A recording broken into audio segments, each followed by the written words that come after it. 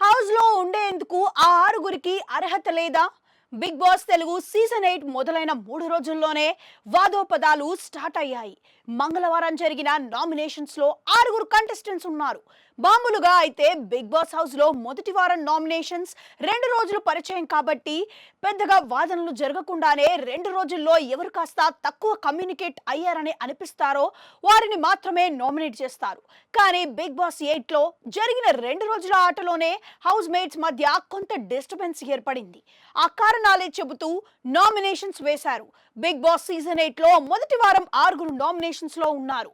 నాగమణి కంట, శేఖర్ భాషలకు ఎక్కువ నామినేషన్స్ పడగా ఆ తర్వాత బేబక్కను నలుగురుగా నామినేట్ చేశారు. ఆ తర్వాత పృథ్వీరాజ్, శేఖర్ భాష, విష్ణుప్రియ కూడా నామినేషన్స్ లో ఉన్నారు. బిగ్ బాస్ సీజన్ 8 లో ఫస్ట్ వీక్ నామినేషన్స్ లోనే ఎవరు ఎలాంటి వాళ్ళు అన్నది ఆడియన్స్ కు కొంత అవగాహన వచ్చింది. బిగ్ బాస్ సీజన్ 8 లో 14 మంది కంటెస్టెంట్స్ హౌస్ లోకి వెళ్ళగా వారిలో ఆరుగురిని మొదటి వారం నామినేషన్స్ లో ఉంచారు. అంటే ఈ ఆరుగురికి హౌస్ లో ఉండే అర్హత లేదని మిగతా హౌస్ మేట్స్ కి తేల్చి చెప్పారు. చీఫ్లుగా ఉన్న నిఖిల్, యష్మి, నైనికలు కంటెస్టెంట్స్ వేసిన 2 నామినేషన్స్లలో ఒకరిని సెలెక్ట్ చేశారు. సో ఈ వారం ఆరుగురు హౌస్ మేట్స్ నామినేషన్స్ లో ఉన్నారు. మరి వీరిలో ఎవరిని ఈ వీక్ ఎలిమినేట్ చేస్తారన్నది చూడాలి. మరి సోమవారం నుండి శుక్రవారం వరకు హౌస్ మేట్స్ తమ ఆట తీరుతో, టాస్క్లతో ప్రేక్షకులను అలరించాల్సి ఉంటుంది.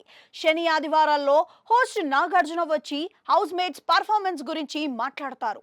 మొదటి వారమే కాబట్టి పెద్దగా క్లాస్ పీకే ఛాన్స్ లేదు. అయితే నాగమణి కంట సింపతి గేమ్ పై నాగార్జున ప్రస్తావించే ఛాన్స్ ఉంది. నామినేషన్స్ టైంలో అతను ఎమోషనల్ అవగా బిగ్ బాస్ కన్ఫెషన్ రూమ్ కి పిలిచి అతన్ని కన్సోల్ చేశారు.